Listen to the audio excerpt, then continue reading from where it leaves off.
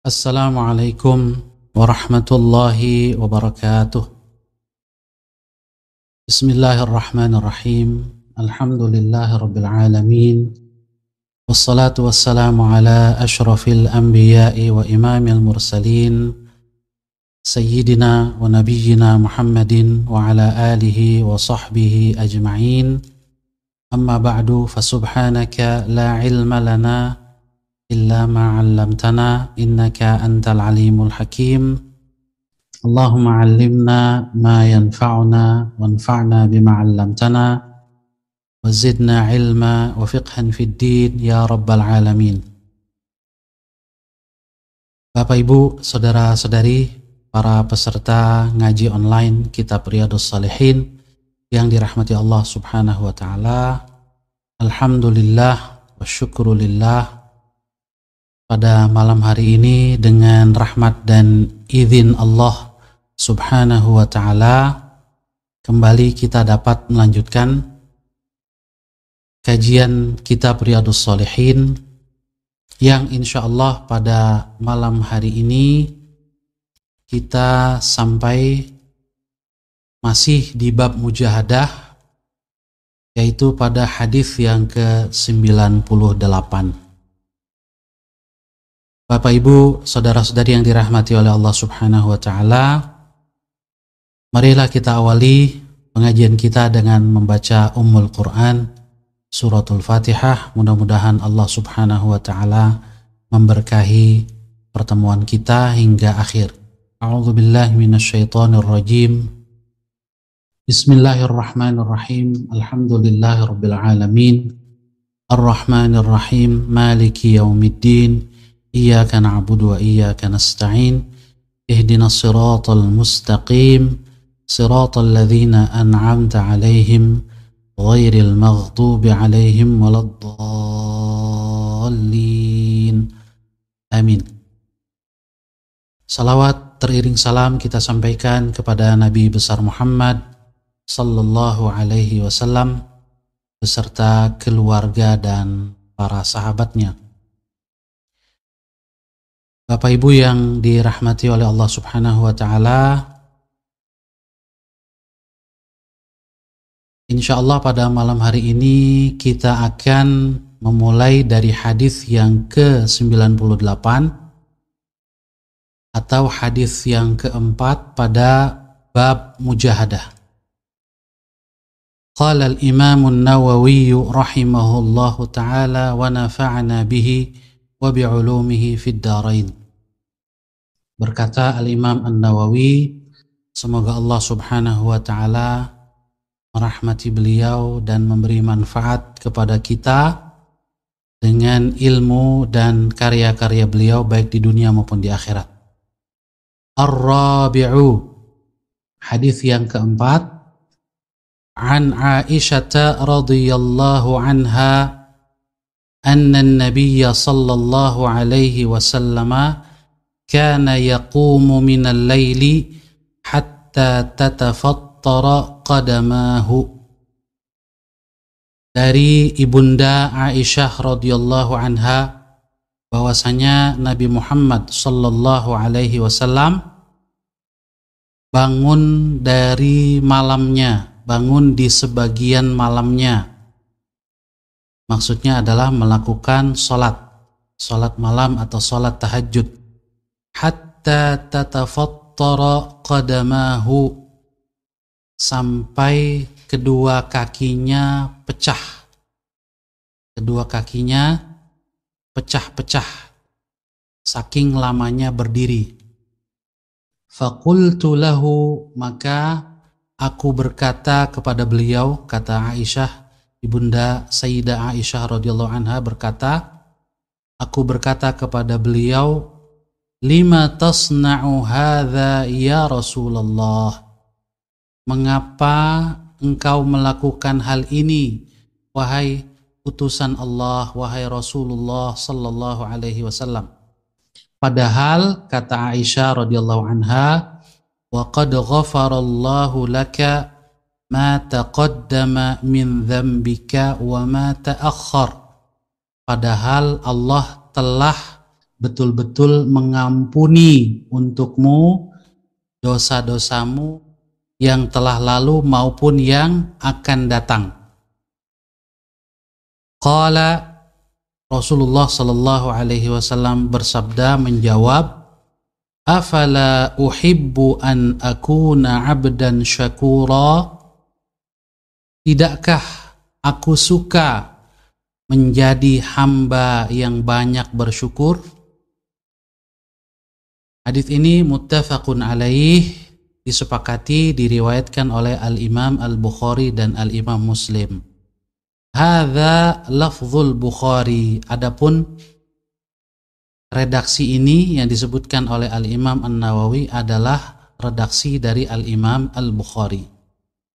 Kemudian Al-Imam An-Nawawi menambahkan wa nahwuhu fis sahihaini, dan ada juga redaksi yang seperti ini, yang mirip dengan ini di dalam kitab Sahih Bukhari dan Sahih Muslim, tetapi dari sahabat yang berbeda yang meriwayatkannya. Kalau dalam hadis ini diriwayatkan oleh Ibunda Aisyah radhiyallahu anha, tapi yang mirip dengan riwayat ini juga disebutkan min riwayatil Mughirati ibni Syu'bah, dari riwayat sahabat Al-Mughirah bin Syu'bah radhiyallahu anhu. Bapak Ibu, saudara-saudari yang dirahmati Allah Subhanahu wa taala, kita lihat bayanu mufradatil hadis, penjelasan tentang beberapa kosakata yang ada di dalam hadis ini. Yang pertama, tatafattara. Tatafattara maknanya adalah tatasyaqqaqa, pecah.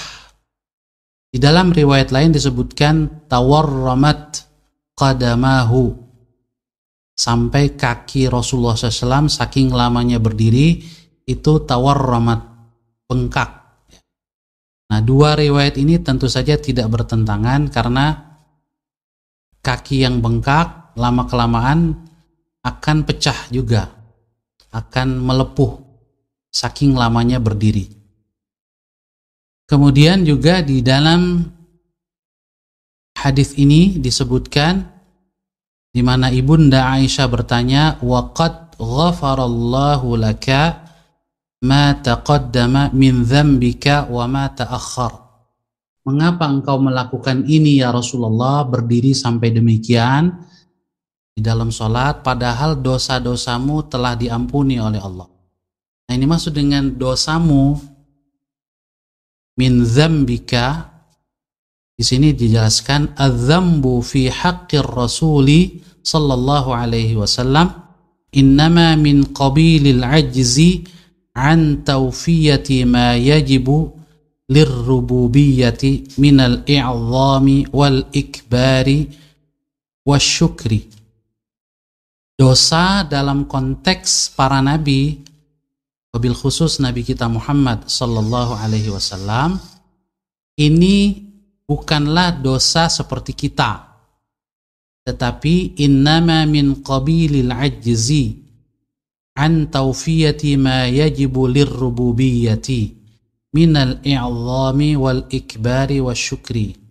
Tetapi dosa yang dimaksud terkait dengan Rasulullah adalah ketidakmampuan beliau memberikan hak-hak rububiyah Allah Subhanahu wa ta'ala berupa pengagungan, membesarkan dan mensyukuri semua anugerah yang Allah berikan kepada beliau.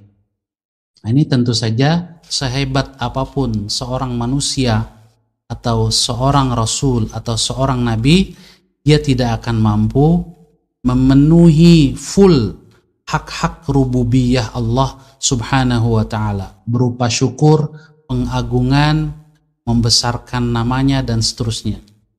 Jadi karena saking mulianya Rasul, hal ini pun disebut sebagai dzam, dosa.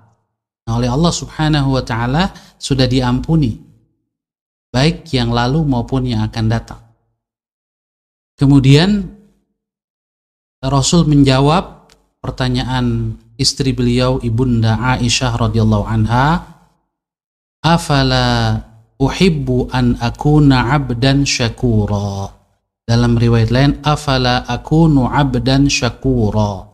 Apakah aku tidak suka menjadi hambanya yang banyak bersyukur? Padahal sebanyak-banyaknya syukur beliau, apalagi syukur kita, tentu saja tidak bisa memenuhi hak-hak rububiyah Allah subhanahu wa ta'ala.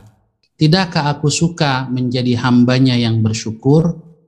Syakur di sini, syakura adalah kathirus syukri, orang yang banyak bersyukur disebut syakur. Sementara syukur sendiri adalah al-i'tirafu bin ni'mah. Ada dua sisi. Yang pertama, pengakuan terhadap nikmat-nikmat Allah dengan lisan maupun dengan hati. Kemudian sisi yang kedua adalah wal qiyamu bil khidmah, melakukan khidmat, bakti, penghambaan, peribadatan dengan sebenar-benarnya kepada Allah subhanahu wa ta'ala melalui taat kepadanya, baik menjalankan kewajiban maupun menjauhi yang haram, disempurnakan dengan melaksanakan yang sunnah dan meninggalkan yang makruh, serta tidak berlebihan di dalam mengkonsumsi atau melakukan yang halal. Ini khidmah, pengabdian, bakti kita kepada Allah subhanahu wa ta'ala sebagai bukti kita mengakui nikmat-nikmat Allah subhanahu wa ta'ala. Inilah yang disebut dengan syukur. Selanjutnya Bapak Ibu, saudara-saudari yang dirahmati oleh Allah subhanahu wa ta'ala, fawaidul hadis, beberapa faidah dari hadis ini.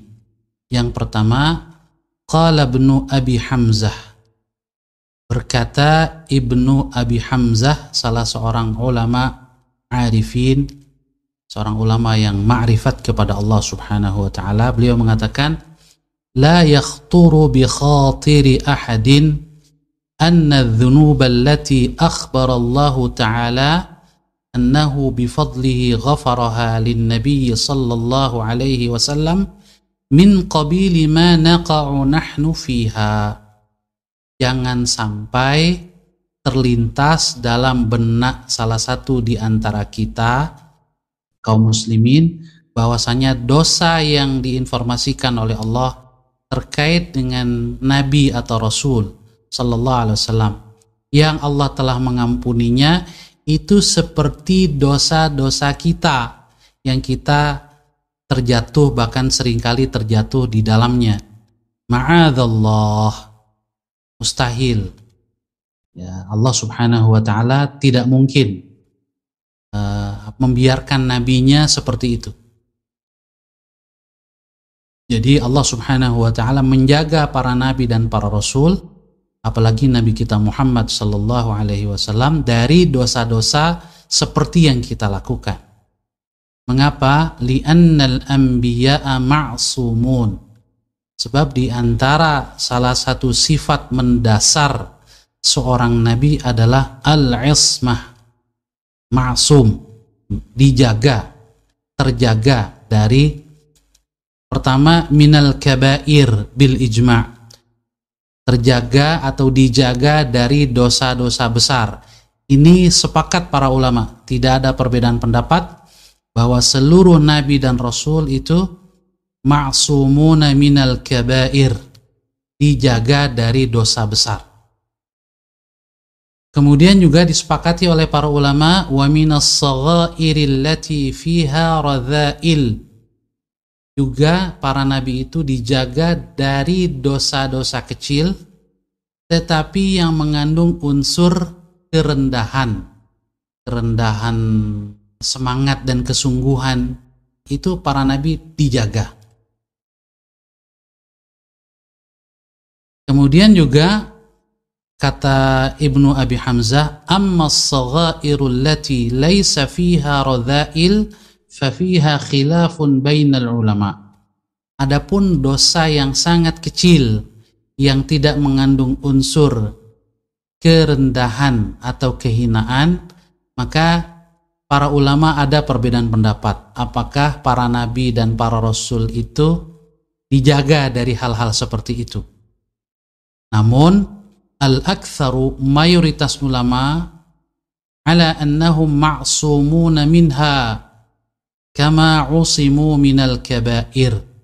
Mayoritas ulama mengatakan bahwa seluruh nabi dan rasul juga terjaga daripada dosa-dosa seperti itu.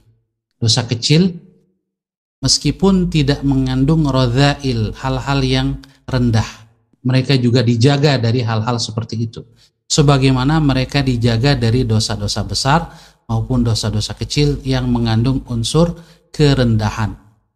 Wa huwal haqq, kata Ibnu Abi Hamzah, inilah pendapat yang benar, mayoritas pendapat, mayoritas ulama. Li'anna rutbatahum jalilah, karena kedudukan para nabi dan para rasul itu amat sangat terhormat. Apalagi nabi kita Muhammad sallallahu alaihi wasallam, afdalul anbiya'i wal mursalin, nabi yang paling afdal, rasul yang paling afdal. Masih lanjutan dari ungkapan Ibnu Abi Hamzah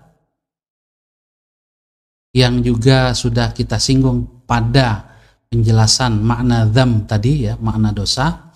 Kata beliau, innama dzalika min qabili tawfiyati ma yajibu lirrububiyyati minal i'zami wal ikbari wasyukri. Yang dimaksud dengan dosa pada hadis ini adalah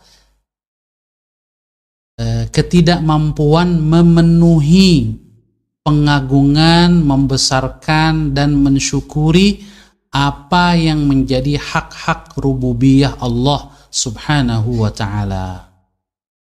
Wa wad'ul basyariyyati wa in rufi'a qadruha haitsu rufi'a fa innaha ta'jazu an dzalika biwad'iha li'annaha min jumlatil muhdatsat.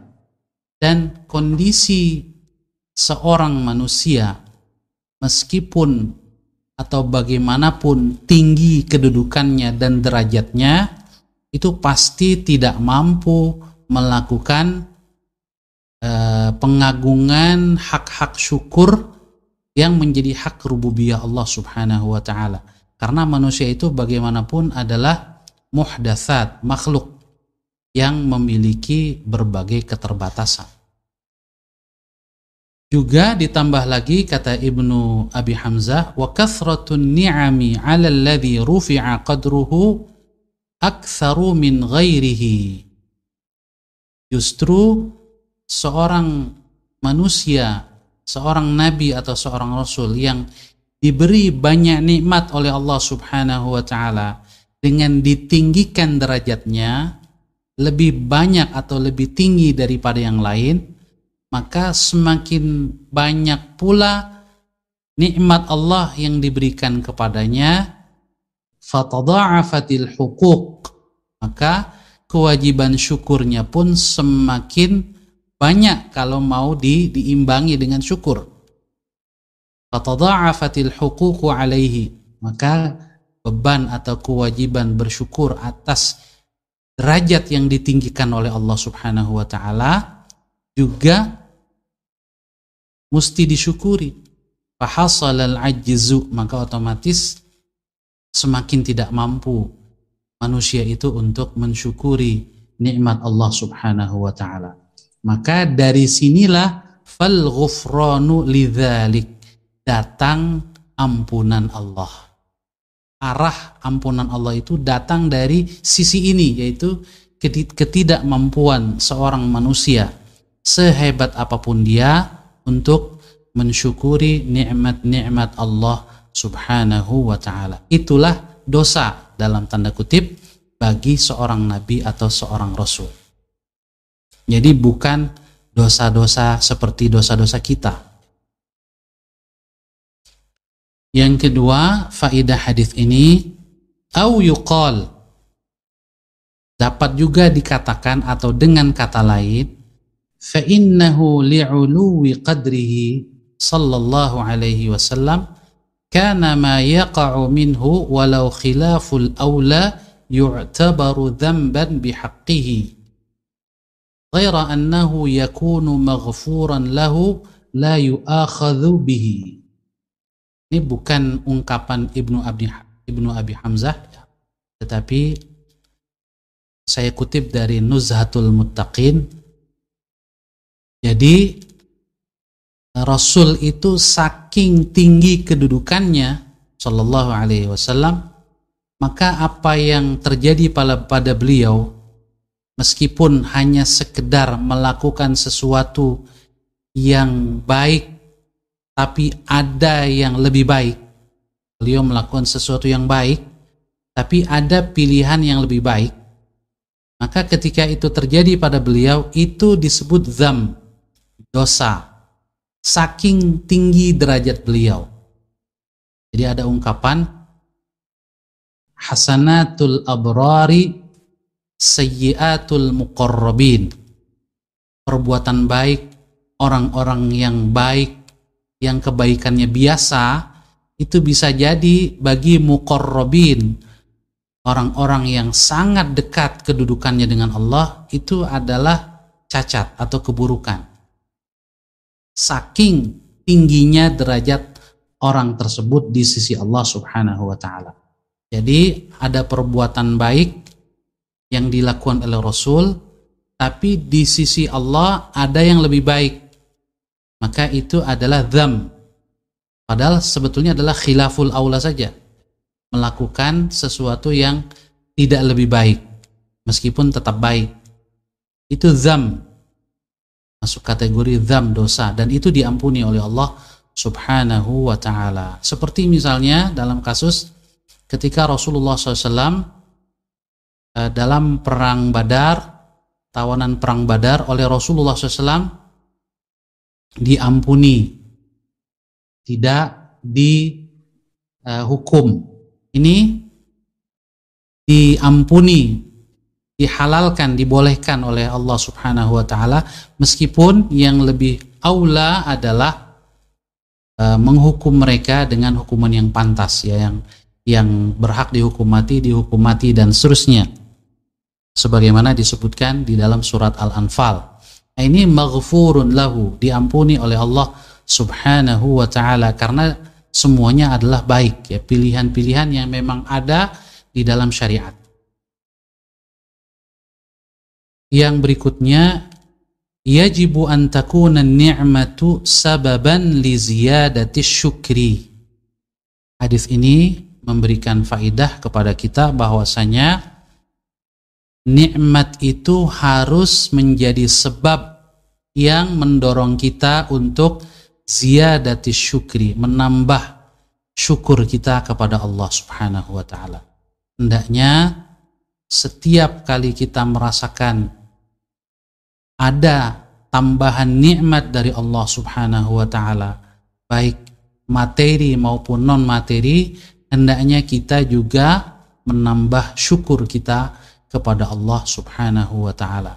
Nah, sebetulnya syariat sudah memberikan kesempatan itu, ya. Misalnya dalam konteks penambahan penghasilan, maka juga ada penambahan kuantitas atau kadar zakat, ya, meskipun secara persentase tetap 2,5%, tetapi nilai 2,5%-nya secara nominal bertambah kalau hartanya juga bertambah. Nah, ini sebetulnya satu bukti bahwa ziyadatun ni'mah, tambahan nikmat itu hendaknya kita sikapi dengan ziyadatus syukri, tambahan bersyukur kepada Allah Subhanahu wa ta'ala.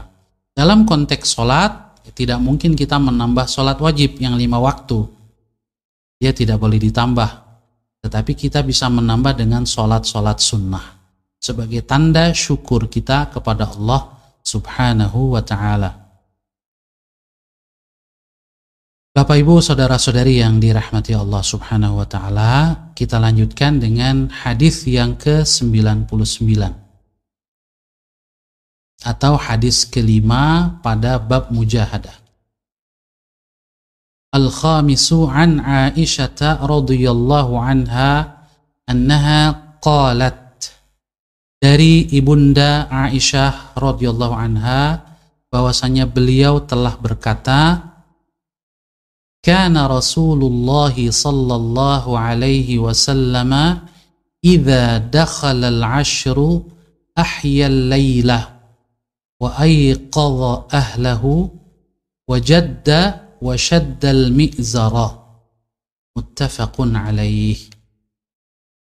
Adalah Rasulullah sallallahu alaihi wasallam jika telah masuk 10 hari terakhir, maksudnya adalah 10 hari terakhir bulan Ramadan, ahyal lail, beliau menghidupkan seluruh malam, sepanjang malam, wa ayqadha ahlahu, dan membangunkan keluarganya, istri-istri beliau dan juga semua penghuni rumah, wajadda, dan beliau bersungguh-sungguh, wasyaddal mi'zara, dan mengencangkan atau menguatkan kain sarungnya.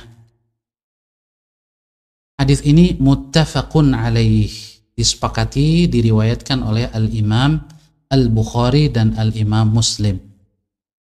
Lalu Al-Imam An-Nawawi menambahkan, wal muradu al-ashrul awakhiru min syahri Ramadan, dan yang dimaksud dengan 10 hari atau 10 malam adalah yaitu 10 hari terakhir di bulan Ramadan. Lalu kata beliau, wal mi'zaru, arti al-mi'zar adalah al-izar, kain sarung. Wa huwa kinayatun an i'tizalin nisa. Ini adalah kinayah, kiasan tentang beliau meninggalkan istri-istrinya, artinya tidak menggauli istrinya di malam-malam terakhir bulan Ramadan. Waqila, juga ditafsirkan, al-muradu tashmiruhu lil ibadah. Yang dimaksud dengan syaddal mi'zar yaitu tashmir, bersiap-siap, bersungguh-sungguh untuk full beribadah. Kata tashmir itu asalnya adalah kalau orang mau bekerja lalu dia menarik atau menggulung lengan bajunya, itu tashmir. Atau kalau ingin bekerja yang menggunakan kaki, dia menggulung, ya, kalau kita celananya gulung atau dilipat supaya lebih leluasa bergerak, ini namanya tashmir. Jadi syadda mi'zarahu itu mengencangkan kain ibadahnya atau pakaian ibadahnya untuk fokus beribadah. Yuqal, dikatakan dalam ungkapan syaddadtu li hadzal amri mi'zari, aku mengencangkan pakaianku untuk melakukan urusan ini. Ai tashammartu, artinya bersiap-siap, wa tafarraghtu lahu, dan fokus, full fokus, konsentrasi untuk melakukannya. Nah, ini menunjukkan mujahadah, kesungguhan Rasulullah sallallahu alaihi wasallam dan keluarga beliau di dalam beribadah, wabil khusus di hari-hari terakhir bulan Ramadan. Bapak Ibu, saudara-saudari yang dirahmati oleh Allah Subhanahu wa taala, selanjutnya kita lihat bayan ma'ani mufradatil hadis, penjelasan beberapa kosakata yang ada dalam hadis ini. Yang pertama, ahyal lail, beliau menghidupkan seluruh malam. Al-lail di sini ay kullahu, yaitu seluruh malam. Bi anwa'it ta'at, dengan berbagai macam ketaatan.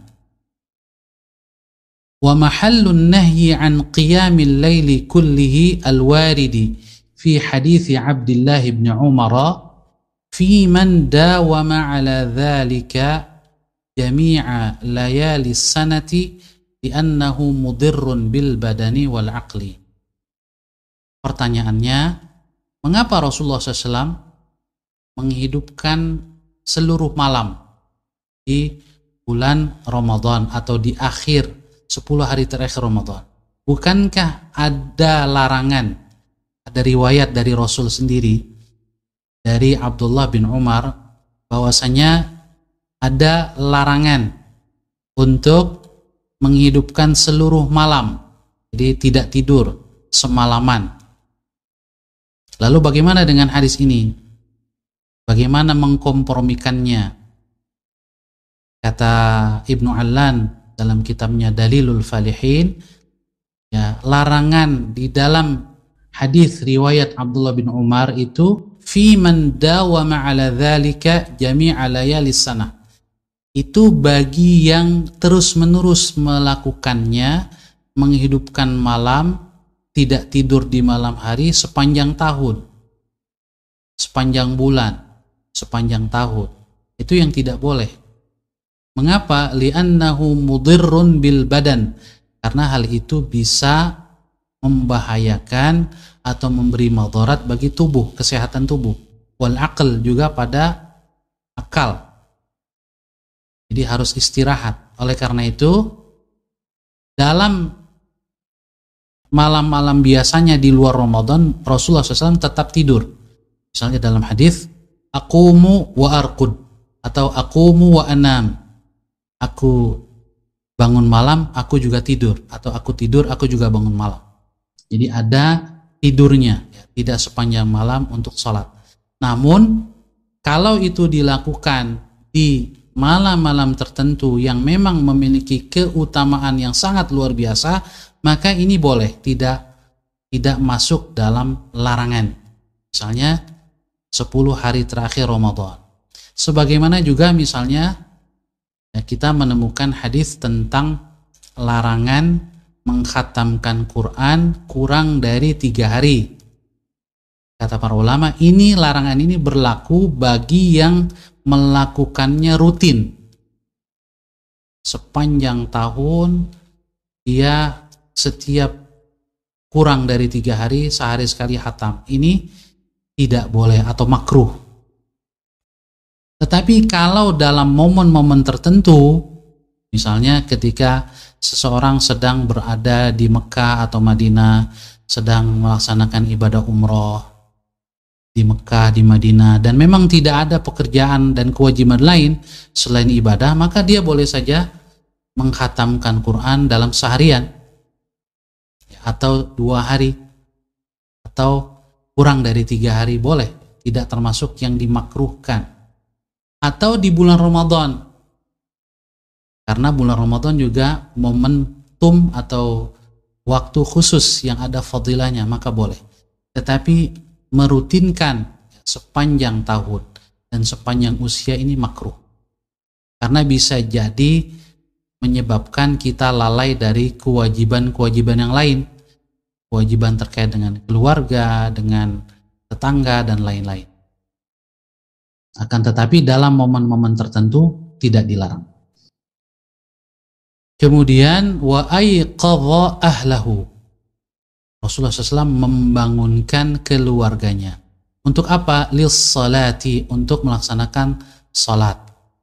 Tanbihan lahum ala fadli tilkal awqati wa ightinami salihil amali fiha, untuk menyadarkan mereka, keluarganya, bahwasanya waktu-waktu tersebut, yaitu dalam hal ini adalah 10 malam terakhir Ramadan, adalah waktu yang sangat utama, sehingga Rasul membangunkan keluarganya. Juga untuk amal-amal yang lain, tidak hanya sholat, boleh dengan baca Quran, perbanyak zikir dan doa, terutama bagi yang berhalangan, ya, tidak bisa sholat karena haid atau karena sakit, mungkin tidak bisa sholat berjamaah atau tidak bisa sholat berlama-lama, maka boleh diganti dengan ibadah-ibadah yang lain. Wa rawat Tirmidzi min hadithi Zainab binti Ummi Salamah. Al-Imam At-Tirmidzi meriwayatkan hadis dari Zainab binti Ummi Salamah.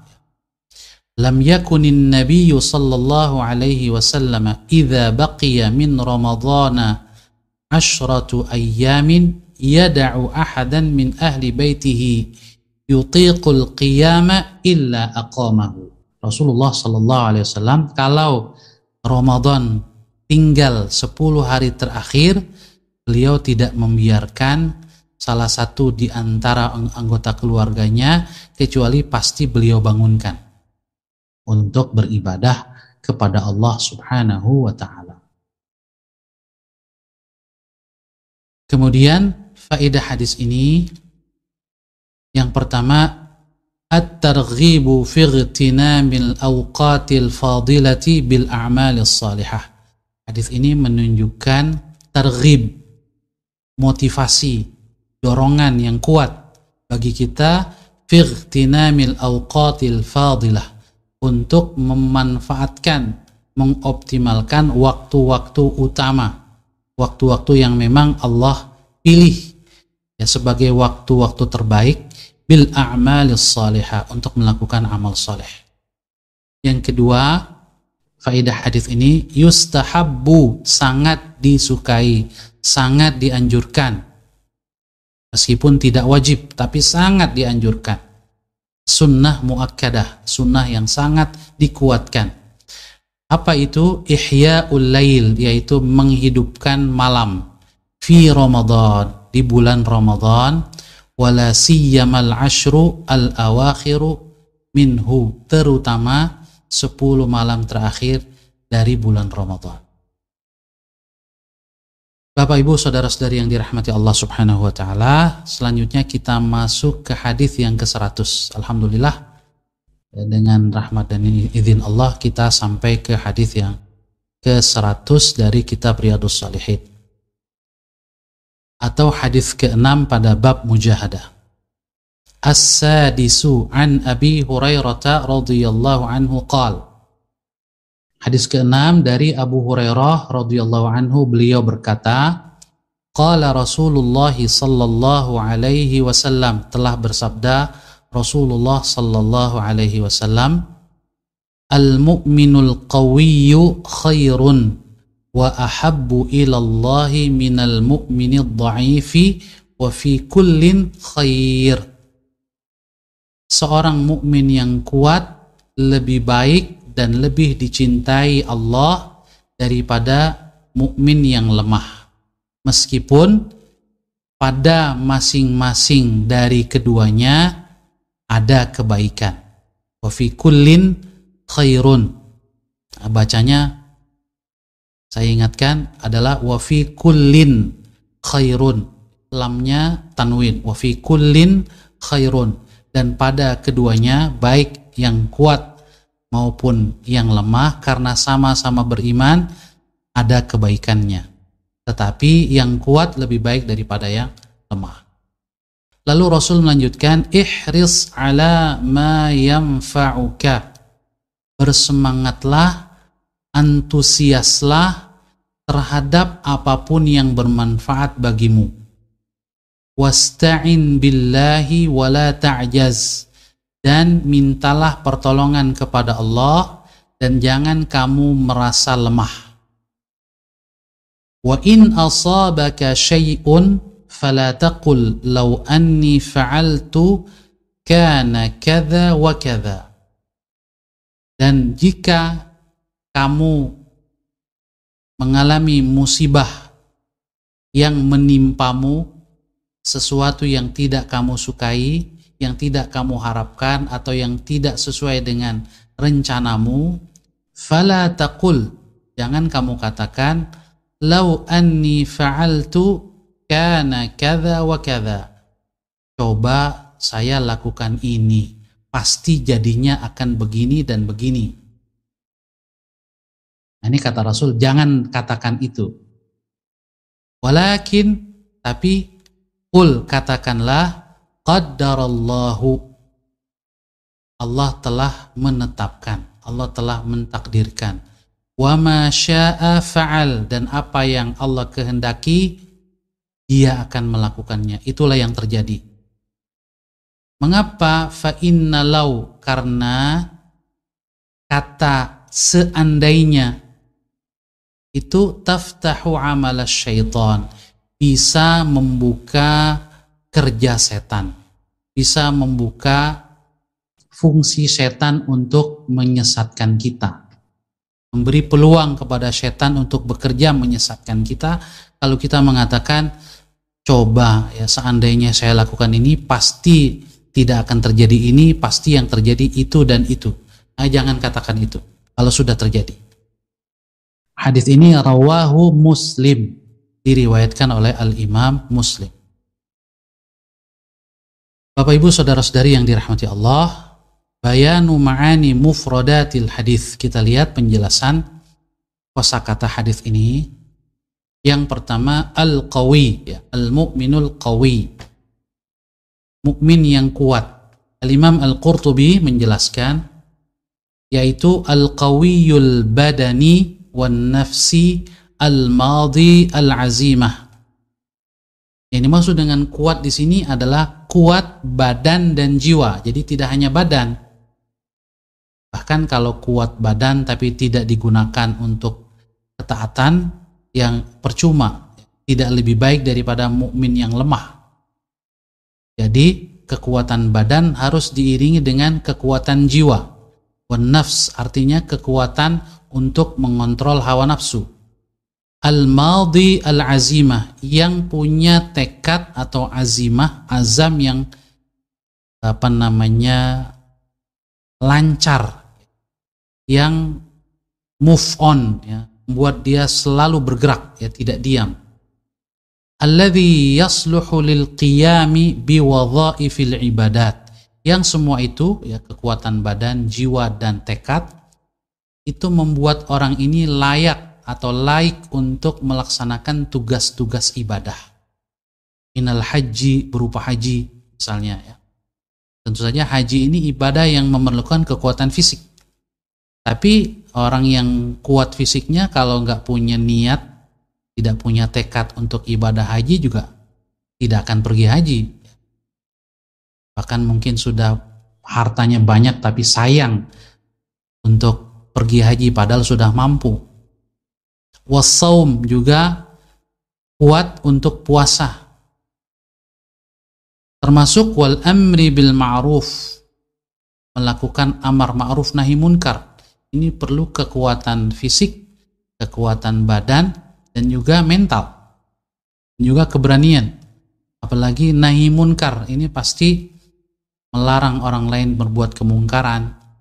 Kalau dengan kekuasaan, ya, kalau dia punya kekuasaan dengan kekuasaannya, kalau dia punya wibawa dan kedudukan, ya, dengan kedudukannya, dengan wibawanya, dengan omongannya, ini pasti memerlukan keberanian, kekuatan mental. Wa ghairi dzalika, dan yang lain-lain, ya, amal-amal soleh yang lain. Mimma yaqumu bihiddin, seluruh amal yang membuat agama ini tegak. Iman dan kebajikan itu menjadi tegak. Itu kalau dilakukan oleh seorang mukmin yang kuat, itu lebih baik. Sedangkan wadha'ifu, yang dimaksud dengan mukmin yang dhaif, yang lemah, adalah yang sebaliknya. Yang lemah badannya, atau lemah mentalnya, atau keberaniannya, azamnya. Meskipun kata Rasul, wa fi kullin khairun, dan pada masing-masing, baik yang kuat maupun yang lemah itu, khairun, ada kebaikan. Mengapa? Lishtirakihima bi aslil iman. Kenapa? Karena sama-sama mukmin, dua-duanya beriman. Jadi karena masing-masing punya irisan iman, maka iman itu pasti membawa kebaikan. Tetapi yang qawi lebih baik daripada yang dhaif. Kemudian kata Rasul, wasta'in billah, ihris ala ma yanfa'uka, antusiaslah, bersemangatlah untuk menggapai apa yang bermanfaat bagimu. Wasta'in billah, dan mintalah pertolongan kepada Allah. Ai utlubil ma'unata minhu, mintalah bantuan kepada Allah. Wa tawakkal alaihi, bertawakallah kepada Allah. wala ta'tamid ala harakatika wala ala asbabika. Dan jangan sekali-kali bergantung atau mengandalkan gerakan usahamu dan faktor sebab akibat yang kamu lakukan. Jangan andalkan itu. Tetap meskipun kita berusaha untuk menggapai apapun yang bermanfaat bagi dunia dan akhirat kita, tapi jangan pernah hati kita mengandalkan usaha, tapi tetap andalkan Allah Subhanahu wa ta'ala. Tetap minta keberhasilan itu kepada Allah di samping berusaha. Wala ta'jaz, dan jangan merasa lemah atau jangan bersikap lemah. Maksudnya adalah wala tufarrid fi talabi ma yanfa'uka. Jangan kurang usaha untuk menggapai manfaat itu. Jadi kurang usaha juga jangan. Kenapa? Karena kalau kurang usaha atau merasa tidak mampu berusaha, apalagi kalau sudah merasa tidak mampu, jadi baru kita katakan kita tidak mampu setelah seluruh daya upaya memang kita kerahkan, sehingga batasnya itu sudah mencapai limit, ya. Sudah mencapai batas usaha kita. Jadi wala tufarrid, jangan kurang usahanya. Kenapa? Fatula mu'alat tafrid. Orang yang tidak berusaha atau usahanya sedikit itu berhak untuk dicela, sehingga engkau dicela karena kurang usaha. Syar'an wa 'adatan, dicela menurut syariat maupun menurut kebiasaan orang lain, terutama kebiasaan orang-orang yang rajin, yang berusaha dengan sekuat tenaga. Kita menjadi berhak untuk dikritik atau dicela. Jangan kurang usaha kita. Begitu pula secara syariat kita wajib berusaha maksimal. Lalu juga dalam hadis ini Rasul mengatakan, fala taqul, kalau kamu mengalami musibah yang sudah kamu usahakan, ingin kamu raih manfaat atau cita-cita yang ingin kamu raih, ternyata saat itu tidak berhasil, sudah buat target waktu, misalnya waktunya sudah datang, waktu target, ya, pemenuhan itu sudah datang tapi belum berhasil, maka tentu saja itu tidak kita sukai. Dia bisa dikatakan sebagai musibah. Maka jangan kamu katakan lau anni fa'altu kadza wa kadza lakana kadza wa kadza. Seandainya saya lakukan ini pasti hasilnya akan lain, akan begini. Nah, ini tidak boleh. Mengapa? Karena berarti kita memastikan bahwa usaha kitalah yang menghasilkan hasil. Itu tidak boleh. Sebab hasil itu adalah di tangan Allah, bukan karena usaha. Tanpa usaha pun kalau Allah berkehendak, Allah bisa ngasih kita. Jadi ghaflatun an haqa'iqil umur. Jadi kita mengatakan itu berarti kita lalai dari hakikat yang terjadi. Nah, ini mungkin kita sering mendengar istilah syariat dan hakikat. Jadi syariatnya adalah kita harus berusaha, itu syariatnya.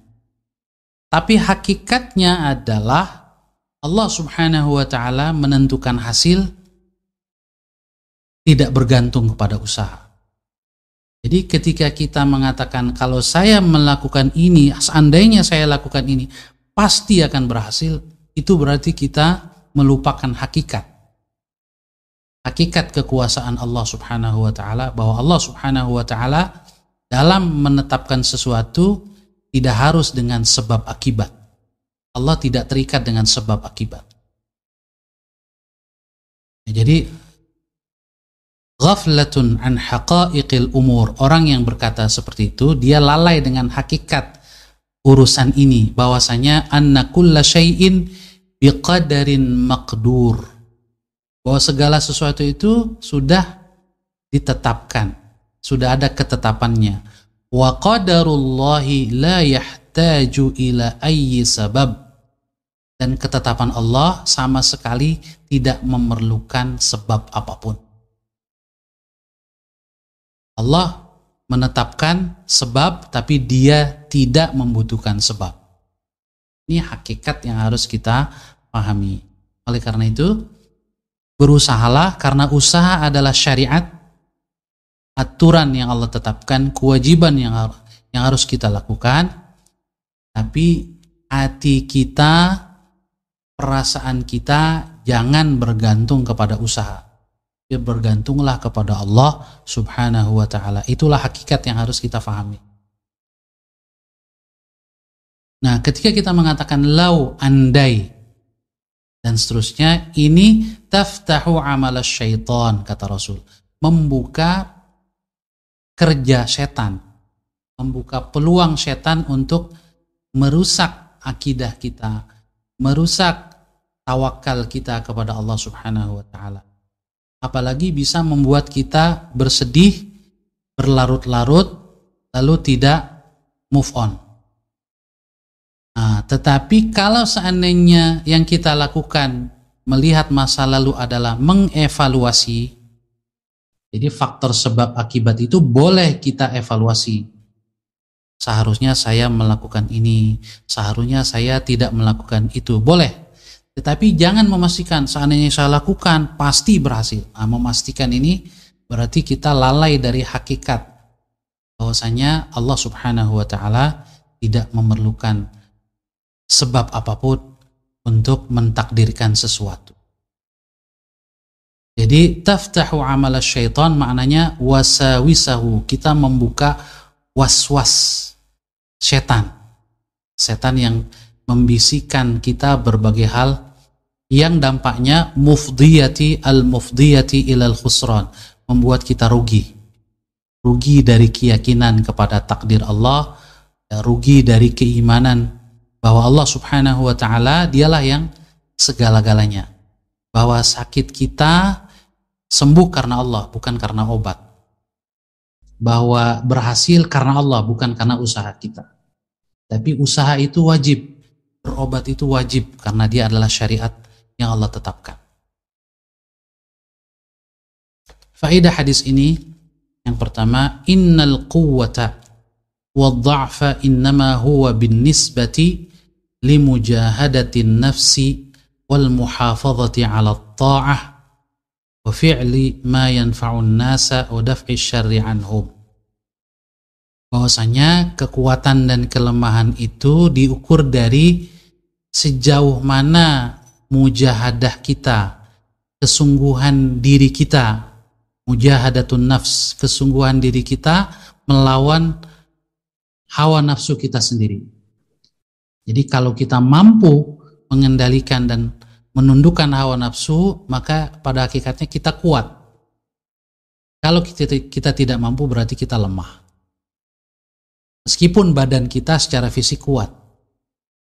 Wal muhafadhati 'ala ta'ah, juga sejauh mana kita menjaga ketaatan kita kepada Allah.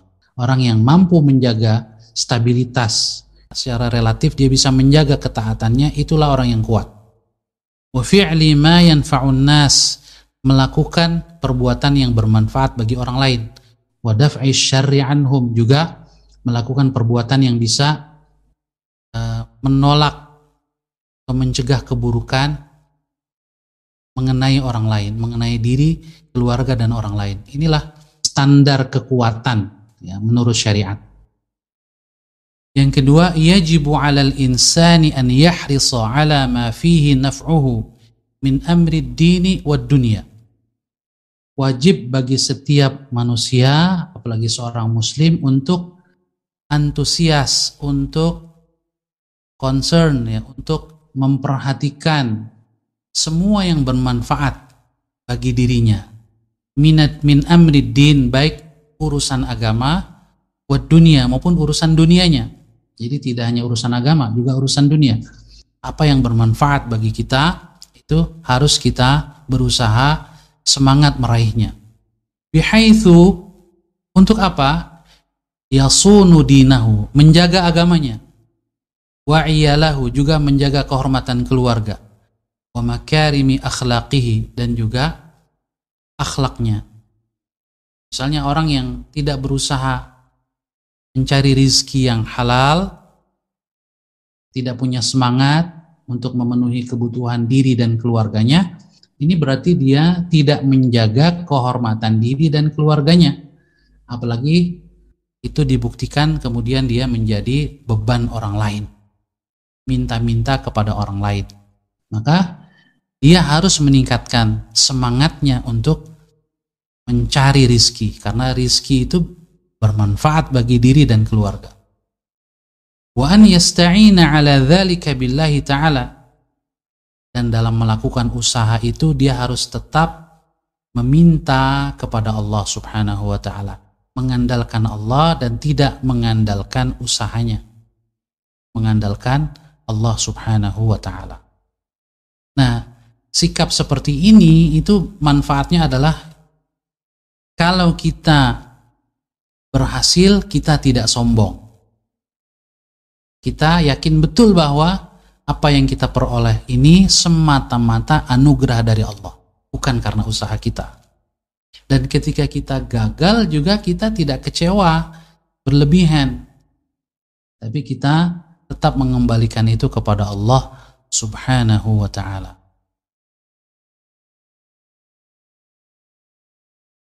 Kemudian faedah yang berikutnya, fil hadithi irsyadun ila dawa'i inda wuqu'il maqdur. Di dalam hadis ini ada arahan berupa obat yang bisa membuat kita sehat kalau terjadi al-maqdur, hal yang ditakdirkan oleh Allah yang secara manusiawi tidak kita harapkan atau tidak menyenangkan kita. Maka Rasulullah SAW memberikan dawa di sini, obat agar kita tidak kecewa.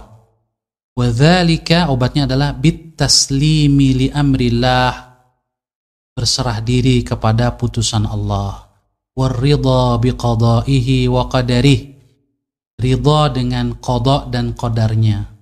Qada itu adalah ketetapan sejak azali sesuai dengan ilmu Allah. Qadar itu adalah implementasinya sesuai waktunya dan momennya yang pas.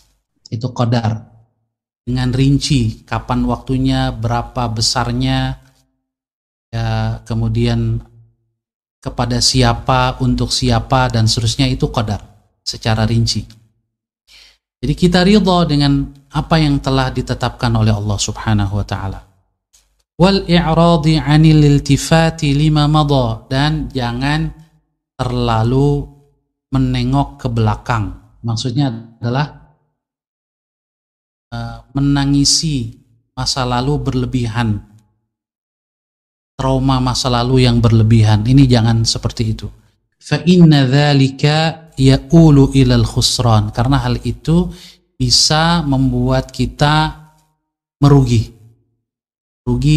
secara kejiwaan, rugi tidak punya semangat beramal, dan juga rugi seperti tidak ridha dengan takdir dari Allah subhanahu wa ta'ala. Demikian Bapak Ibu, saudara-saudari yang dirahmati oleh Allah subhanahu wa ta'ala, yang bisa kita baca dan kita kaji pada malam hari ini. Mudah-mudahan bermanfaat. Kita akhiri dengan doa. Kita mulai dengan membaca Ummul Quran, Suratul Fatihah. A'udzubillahi minasyaitonirrajim. Bismillahirrahmanirrahim. Alhamdulillahirabbil alamin, arrahmanir rahim, maliki yaumiddin. Iyyaka na'budu wa iyyaka nasta'in. Ihdinas siratal mustaqim. Siratal ladzina an'amta 'alaihim ghairil maghdubi 'alaihim waladdallin. Amin. Alhamdulillah Rabbil Alamin. Allahumma salli wa sallim wa barik ala abdika wa nabiyyika Muhammad wa ala alihi wa sahbihi ajma'in. Allahumma ighfir lana wa liwalidina warhamhum kama rabbawna shighara. Allahumma ighfir lil imamin nawawi. Allahumma ja'alhu fi 'illiyyin. Allahumma ighfir liwalidayhi wa masyayikhihi wa ahbabihi wal muslimina ajma'in. Rabbana hab lana min azwajina wa dhurriyyatina qurrata a'yun waj'alna lil muttaqina imama. Rabbana la tu'akhidhna in nasina aw akhtana. Rabbana wa la tahmil 'alaina isran kama hamaltahu 'alal ladzina min qablina. Rabbana wa la tuhammilna ma la taqata lana bih. Wa'fu 'anna waghfir lana warhamna. Wa'fu 'anna waghfir lana warhamna. Wa'fu 'anna waghfir lana warhamna anta maulana fansurna 'alal qaumil kafirin. Rabbana atina fid dunya hasanah wa fil akhirati hasanatan wa qina 'adzaban nar. Sallallahu ala sayyidina Muhammad wa ala alihi wa sahbihi ajma'in. Subhana rabbika rabbil izzati amma yasifun wa salamun 'alal mursalin walhamdulillahi rabbil alamin. Subhanakallahumma wa bihamdika asyhadu an la ilaha illa anta astaghfiruka wa atubu ilaik. Saya Ahmad Sahal Hasan, mohon maaf atas segala kesalahan dan kekeliruan. Sekaligus pamit undur diri. Billahi taufiq wal hidayah. Wassalamualaikum warahmatullahi wabarakatuh. Waalaikumsalam warahmatullahi wabarakatuh. Assalamualaikum warahmatullahi wabarakatuh. Terima kasih Bapak Ibu.